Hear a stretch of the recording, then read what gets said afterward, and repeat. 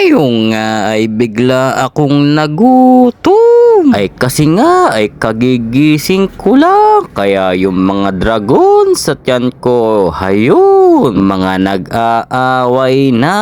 At buti na lang talaga ay may binalot tayo galing Batangas.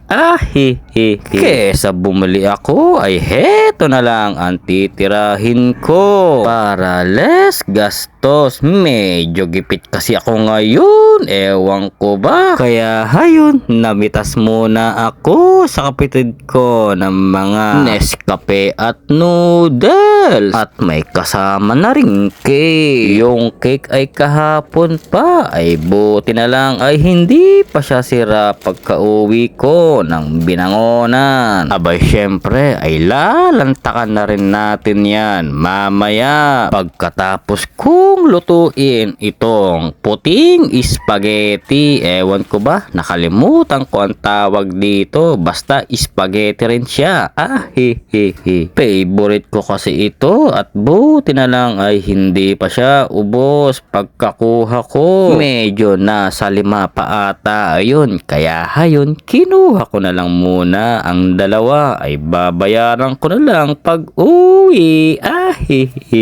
Yan nga at nilantakan ko na ang cake na dala ko. Aba ay medyo na siya, pero pwede pa naman kahit papano. Aba ay laman tiyan din yan kahit medyo maasim-asim na.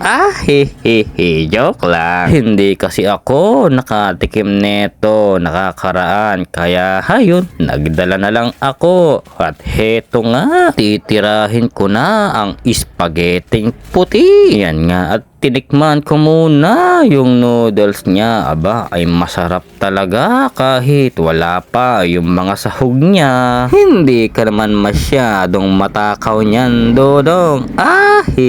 Ay siya ay baka maubos. Ay sayang ang soy sauce. Ay napakasarap pa naman ng kanyang mga ingredients. Talaga nga namang ay hindi matiis-tiis ang pagtuklaw sa noodles. Ay kasi naman ngayon lang ulit ako nakatikim ng gantong spaghetti puti. Kaya hayun, minumukbang ko na pati noodles. Yan na nga at natapos na rin sa paglambot ng noodles. Medyo saglit lang siya at baka mamaya kasi ay pangit na ang lasa kapag sobrang lambot na. Kaya hayun, minekos-mekos ko na ang mga ingredients niya at natatakam na talaga ako sa spaghetti puting ito. O siya, dyan na kayo.